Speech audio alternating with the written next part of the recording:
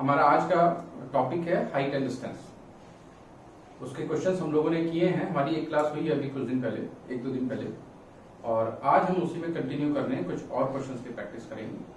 आप इन क्वेश्चंस को बहुत अच्छे से देखें, अंडरस्टैंड करें और फिर इनको अच्छे से इनको समझें और खूब सारी इनके साथ में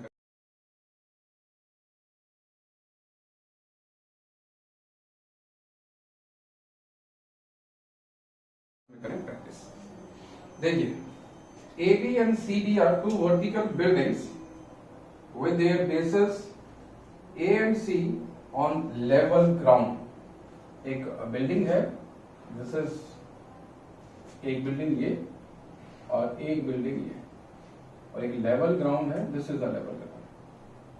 ठीक, और A and C on level ground, तो A यहां पर हो गया, C यहां पर हो गया, B यहां पर हो गया और D यहां पर हो गया।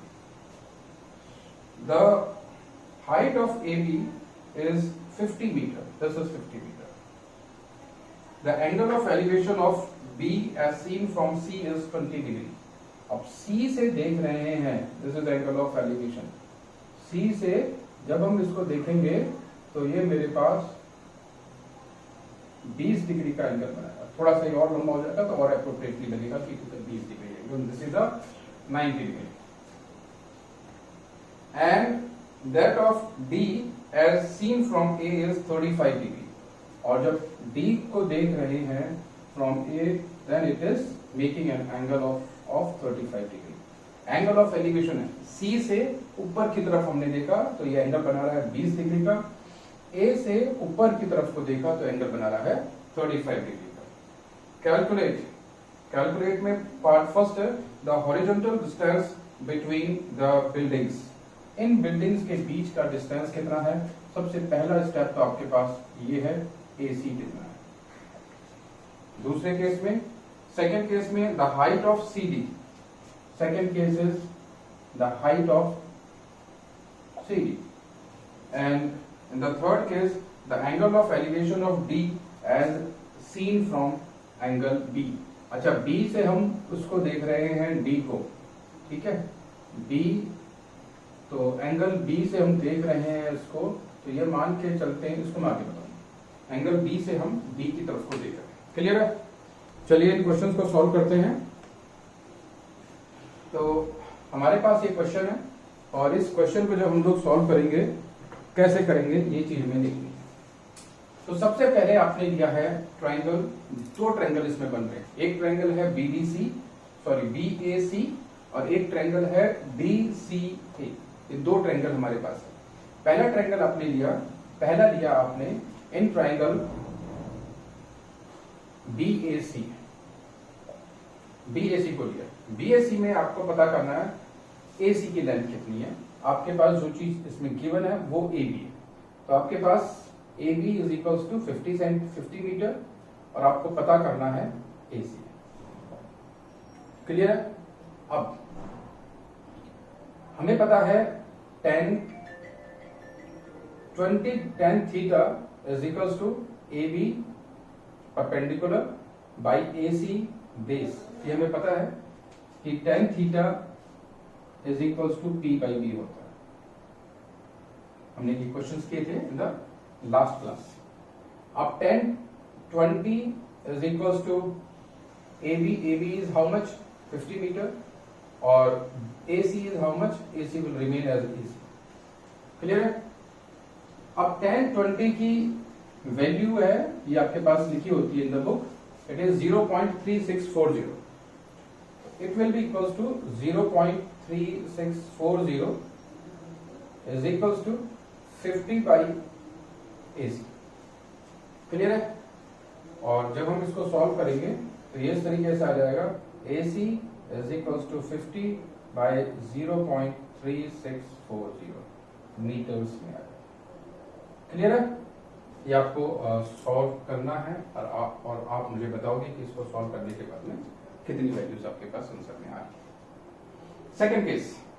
सेकेंड केस में आपके पास आ रहा है CD।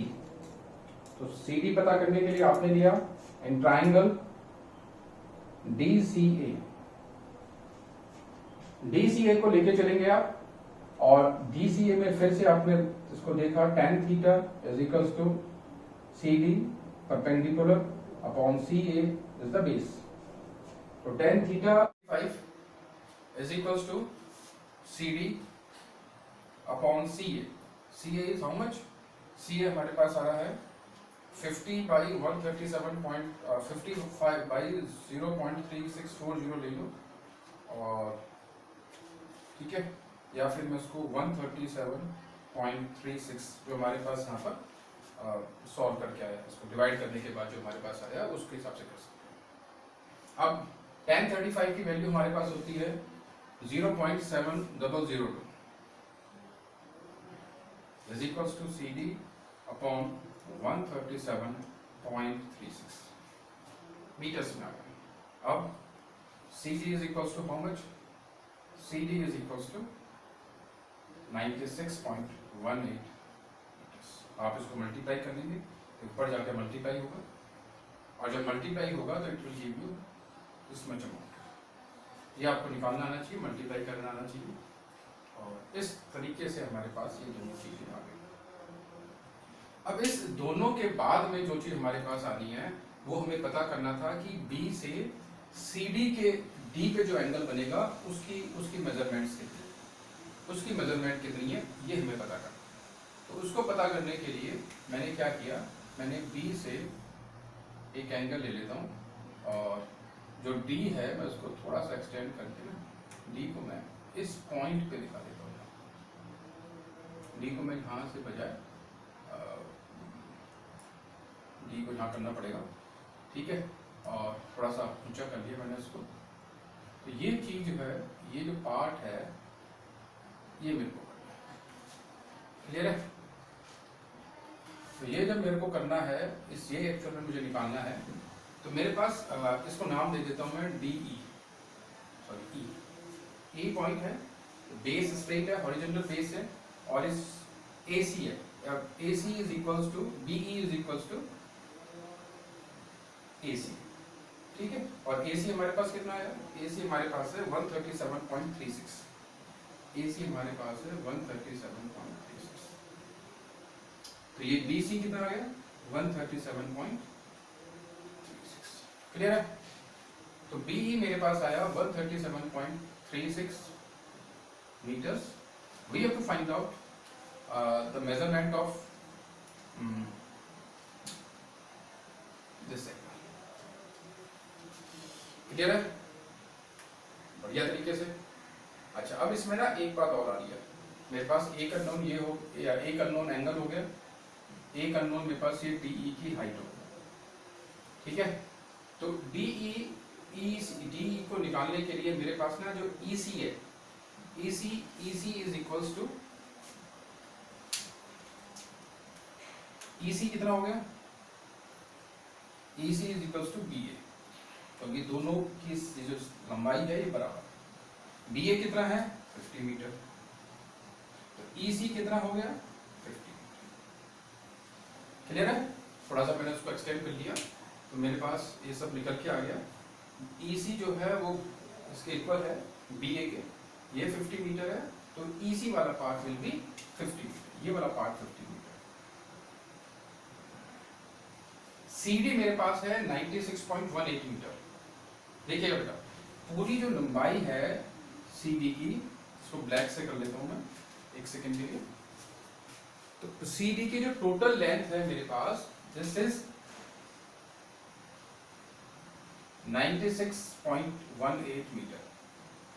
क्लियर? अब 96.18 मीटर मेरे पास है, तो DE कितना होगा? तो DE is equals to CD minus CE। CD कितना है? 96.18, और CE कितना है? 50 मीटर। You got 46.18 DE। ये DE मेरे पास आ गया 46.18। ठीक है भाई, सिंपल चीजें हैं, थोड़ा सा अंडरस्टैंड करने की बात है। अंडरस्टैंडिंग अच्छी होगी तो ये चीजें सारी समझ में आ रही। कोई ऐसा नहीं है कि इसमें कुछ हम ऐसा पढ़ रहे हैं कि जो नहीं आ रहा उसमें। ये यहाँ पर 90 डिग्री का एंगल है, और ये ऐसे अब मेरे को ना ऊपर वाला जो ट्रायंगल है उसमें एंगल का पता करना है। हमारे पास जो दिया हुआ है वो क्या है, डी परपेंडिकुलर। ये क्या दे रखा है, बीई बेस। दो चीज दी हुई है, लिखेंगे in triangle D E B tan theta, ठीक, क्योंकि इसमें होता है p बाई बी। तो tan theta is equals to BE by BE and DE is how much, 46.18 upon 137.36। Clear है, ये हमारे पास आया 46.18 अपॉन 137.36। हम इसको सॉल्व करेंगे और हम जब इसको सॉल्व करेंगे, डिवाइड करेंगे, तो ये हमारे पास जो वैल्यू निकल के आएगी इसकी, it will be equals to 46.18 divided by 137.36, 0.3361 will be the value। ठीक है, इतना समझ में आ गया। ये कहां पर है, कि हमारे पास होता है जब हमारे पास थीटा होगा 18 डिग्री 35 मिनट्स। ये आपका हो चुका है सिलेबस में कि हमारे पास वैल्यू दी हुई है, उससे हमें नंबर पता करना।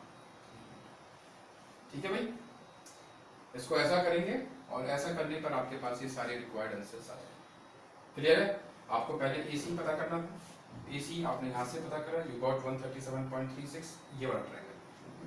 फिर आपको पता करना था CD, इस होल की लंबाई। उस केस के लिए यहाँ पर था 130, यहाँ पर था 35 वाला एंगल, बिकॉज एंगल A से ये एंगल D पे देखा था, ये 35 डिग्री था। इसकी हेल्प से आपने वो सॉल्व करा और फिर आपके पास में आपको ये पता करना था कि ये एंगल कितना है। तो टोटल आपके पास आ गई थी लेंथ 96.18।